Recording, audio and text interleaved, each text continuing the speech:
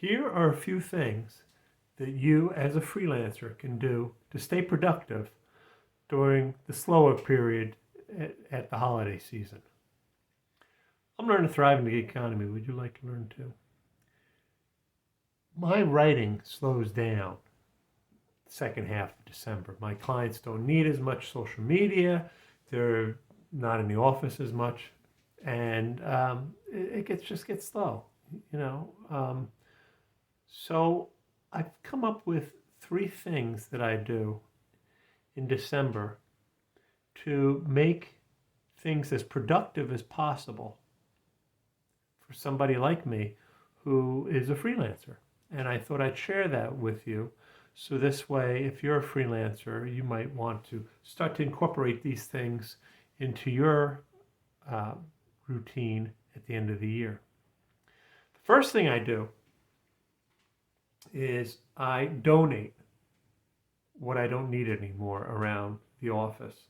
In my case, I have inventory that I sell online. Some of it's just not going to sell, or the prices have dropped so much it's not worth it to me.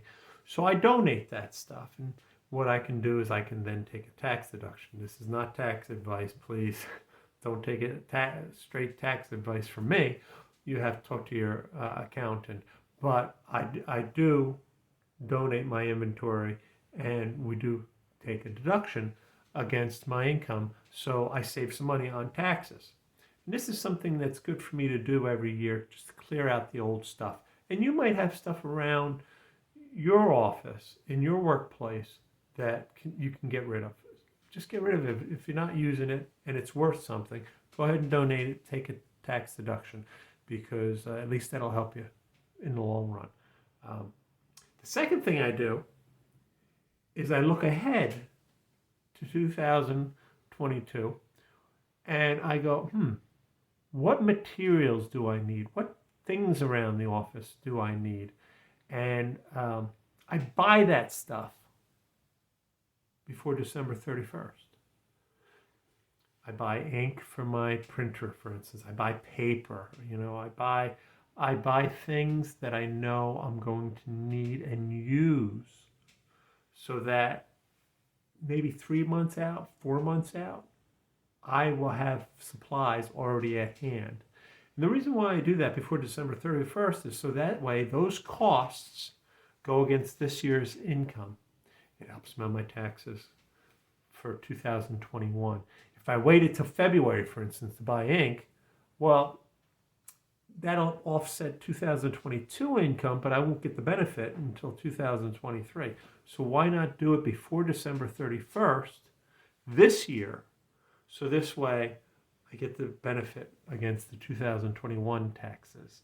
I find that I do that every December. It helps a lot, especially because there's a lot of holiday deals. I was thinking about maybe getting a new office chair or something like that. There's a lot of deals on those right now, and I can get those before the end of the year and charge it against this year's income. I don't know if any of you ever do that kind of stuff. If so, please hit the like and share button.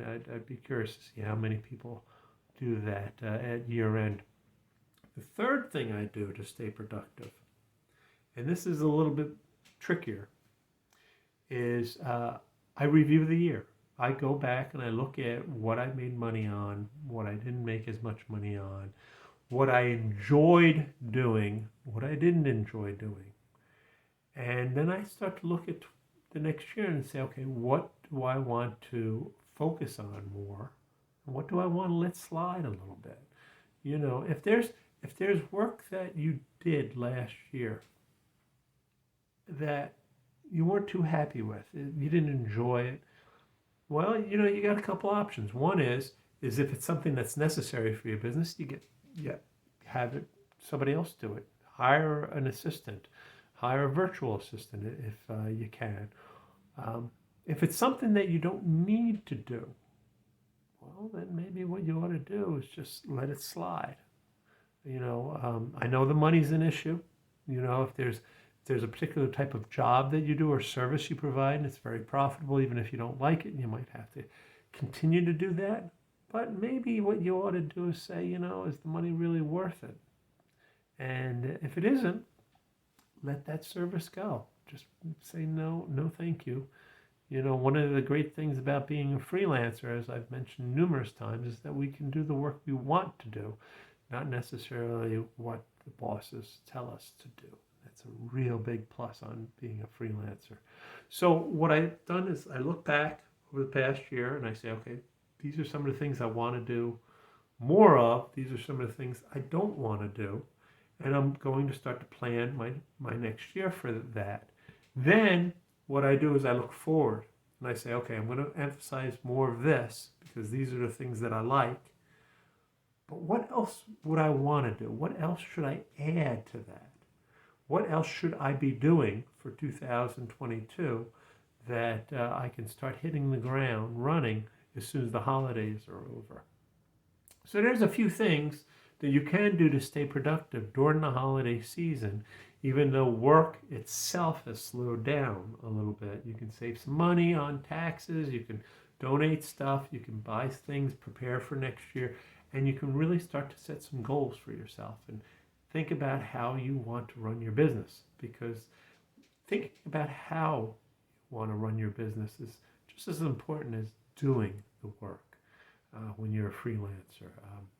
Anyway, if these comments have helped you, please hit the like and share button. Comment down below if there's anything that you do at this time of the year that you think might help me. I'd really appreciate it. Or if it might help other freelancers, I'd really appreciate that as well. And until next week, take care.